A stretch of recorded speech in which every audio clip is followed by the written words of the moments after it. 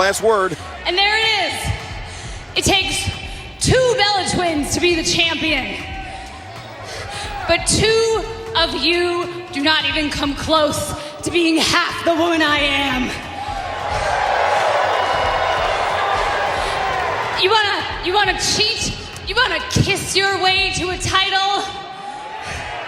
It's about time somebody breaks it to the Bellas.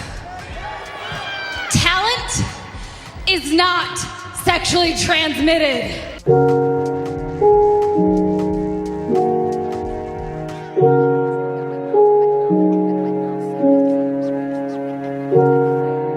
Hey Figure Fours, welcome to the Figure Four TV, and today we got a good video. We got a subject that I think we need to talk about, guys, because with this recent Artem versus Nikki for the custody of Mateo, I think we need to talk about a wrestling feud that don't get much talked about nowadays. We need to talk about AJ Lee versus Nikki Bella, guys, because Nikki's so accustomed to fighting with men. Let's put her in there with a woman. And this feud, guys, from this feud, you can learn a lot of things about Nikki Bella's character. And it's just weird. This feud is weird, guys. Did you know AJ Lee been with all 3 of their men? And when I say all 3, I mean Dolph Ziggler. AJ Lee had a storyline with Dolph Ziggler, Daniel Bryan, and John Cena. She married Daniel Bryan, an all-screen marriage with Daniel Bryan. Don't you find that suspicious, guys? So you guys watch the intro, and when we come right back, we're gonna get into the juice.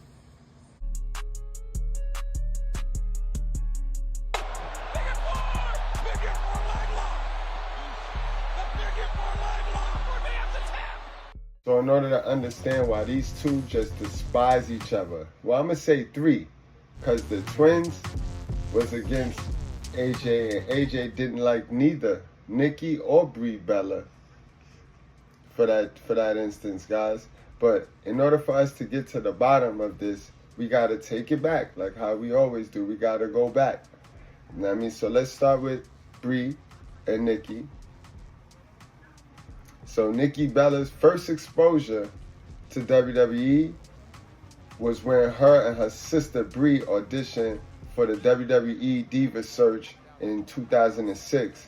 And while they didn't make the cut for the show, they were kept on WWE's radar, and they were signed to developmental deals in June of 2007, being assigned to FCW and given the ring names of Nikki Bella and Brie Bella, the Bella Twins. And with the help of their twin magic, they quickly rose up to the main roster in just over a year. Now listen, the twin magic gimmick, that come from the Killer Bees, guys. If you do your research and you do your wrestling history, there's a tag team. His name B. Brian Blair and Jumpin' Jim Bronzell. They were the Killer Bees. And what they did was, when they would wrestle, the weaker Killer Bee, whoever was absorbing the punishment, he would roll out of the ring and roll under the ring, while the fresh Killer Bee would already be under the ring, and then they would come back with both their mask on. So then the fresh guy would be in the ring with his mask on, and the guy that was taking the punishment would be outside the ring with his mask on, and the referee wouldn't be able to tell the difference. So do you see how they worked that gimmick similar to the way the Bella Twins used twin magic until it got exposed? So WWE signed both of them, but they only used one of them at the very beginning. Brie debuted on August 29th, 2008, SmackDown, and Nikki Bella on November 7th, 2008 episode, as their twin magic antics from the previous week were being exposed. Throughout their time on SmackDown, the Bella Twins were mainly used as jobbers and often positioned as romantic interests of other wrestlers. This was around that time where they couldn't find nothing for the women. The women just couldn't be valets. but they didn't want to have him in bra and panties matches, but they didn't have nothing for him, so they flirted with the men. They just always had the love affairs and the love triangles, and keep that in mind, guys, because like I told you in the intro, AJ Lee, she managed, because of this era, she managed to have love affairs and romantic interest in John Cena, Daniel Bryan, and Dolph Ziggler, guys. On April 15, 2009, the Bella Twins were drafted to Raw. Before, in June 2009, they were traded to ECW, and then they were traded back to Raw in October of 2009. Apparently, WWE didn't have no idea. They didn't know what to do with these girls who look good, look very good, look athletic, but they can't wrestle worth a damn. So, you know what I mean? WWE had to flip-flop. And once again, during this year, they were primarily just jobbers. And 2010 would seem much of the same, more jobbing and more romance storylines.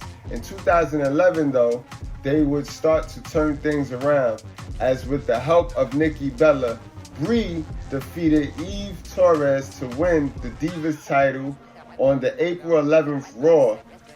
The first title win between the two, and Brie would hold the title for 70 days and defend it against Kelly Kelly at Over the Limit, before losing it to Kelly Kelly on an episode of Raw and failing to regain it at the famous Money in the Bank 2011 pay-per-view. The Bella Twins will fall back down the pecking order in the roster as the Divas champion made its way to Beth Phoenix at Hell in a Cell 2011, who of course had a very dominant reign, holding it all the way up until that past WrestleMania 28. And it was none other than Nikki Bella who upset Beth Phoenix in a lumberjack match. Well, they're gonna call it a lumberjill match on the April 23rd, 2012 Raw to win the Divas Championship herself for the first time. So you see how that went? Remember, they're the Bella Twins, but ain't no such thing as a twin Divas title. Ain't no such thing as two World's Women's Heavyweight Championships. Can only be one. Can only be one. It was a huge upset that Nikki Bella had just won the Divas Championship, but the Bellas now had held gold once again.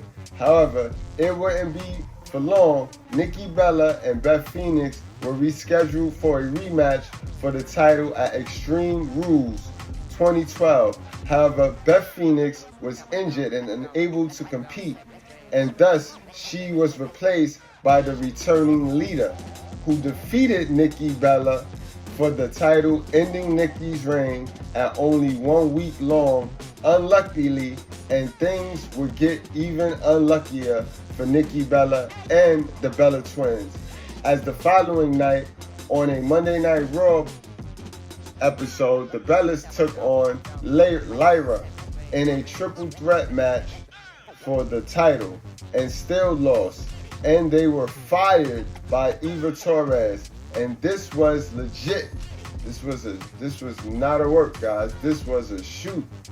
As the Bella Twins exited from the company and as the Bellas left the WWE in 2012, it was new and up and coming AJ Lee, who was about to have her breakout year in the company. Because 2 years prior, in 2010, AJ Lee had burst into the WWE as part of the NXT Season 3, back when it was that weird reality show, and she was a fan favorite on the show. And despite placing third and not winning, she still made her way to the WWE main roster onto SmackDown, and she spent 2011 in a team with Caitlyn called the Chick Busters. And of course, AJ had her fair share of run-ins with the Bella Twins during this time, But much like the Bella Twins during this time, she was a jobber. 2012 would see things turn around for her, though, as she became romantically involved with Daniel Bryan. That was the first one of 3 of these guys' love interests in real life. These are the real life love interests of the Bella Twins now. He was, Daniel Bryan that is, the world's heavyweight champion. This relationship would come to an end though when AJ and Daniel Bryan kiss cost him the world's title. And you guys remember when AJ cost Daniel Bryan the championship at WrestleMania? 18 seconds to Sheamus show because of that kiss. So that was that angle right there. You imagine guys giving Daniel Bryan who he became and who he turned out to be. Can you imagine just giving him 18 seconds at WrestleMania? Yikes. But AJ Lee and Daniel Bryan would meet again only a few months later in a Love Square storyline along with CM Punk. And you know, she ended up with CM Punk in real life. And Kane, now with the WWE title involved, and of course CM Punk came out still champion, but AJ Lee and Daniel Bryan will end up together. And AJ Lee would say yes to marrying Daniel Bryan with the wedding scheduled for the 1000th episode of Monday Night Raw. Wedding, of course, did not go as planned and ended with no marriage and AJ Lee becoming Raw General Manager. She only lasted a few months as Raw GM before becoming the new love interest of John Cena. Now, before she then turned on him at that year's TLC to start dating Dolph Ziggler. So yeah, a very eventful year for AJ Lee. As I was telling y'all, she dated all 3 of them on screen though, on camera. She ended up marrying CM Punk in real life, but she had her taste with all of them guys, kissing and all of that. And the Bellas watched that, the Bellas saw that, and this is before Brie and Daniel Bryan, guys. But 2013 would be an even bigger year, as 2 things would happen this year. First of all, the Bella Twins returned, and second of all, AJ Lee won the Divas Championship. She of course defeated Caitlyn for the title at that year's Payback. And now with AJ's champion, it led to her crossing paths with Nikki Bella numerous times. But perhaps the most famous time the 2 women crossed paths during AJ Lee's first title run was the infamous pipe bomb promo, which, man, let's play that, guys. Let's get into that. OMG, you guys. I just watched last night's episode of Total Divas, and it was insane. Oh my gosh. I mean, the Bellas were dealing with their obvious daddy issues. The Funkadactyls broke up and then got back together again. Natalia's fiance isn't much of a man. And the other 2 were also there. It was great, it really was. And it was the end of the world, and it's only Sunday nights on the E! Network.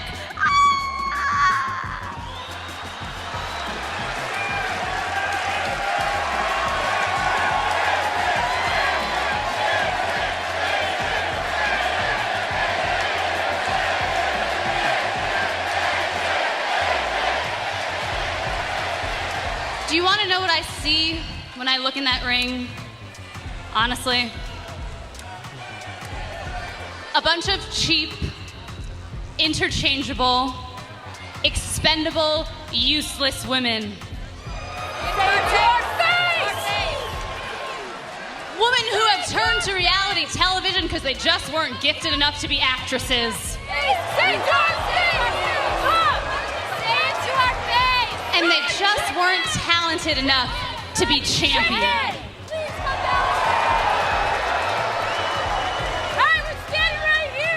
I have done more in 1 year than all of you have done in your entire collective careers. your Divas division. I have shattered glass ceilings. I have broken down doors. Why?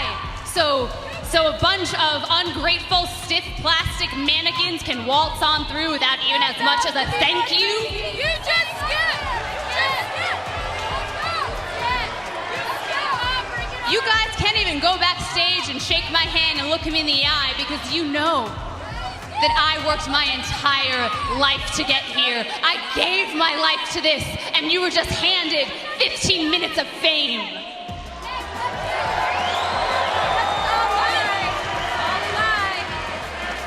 I didn't get here because I was cute, or because I came from some famous wrestling family, or because I sucked up to the right people.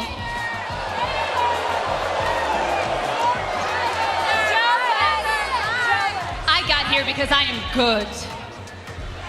I earned this championship, and no matter how many red carpets you guys want to walk in your $4,000 ridiculous heels, you will never be able to lace up my Chuck Taylors.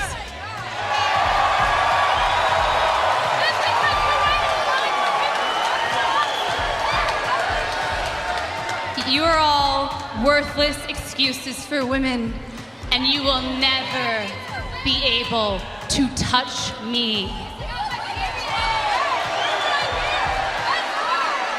And that is reality.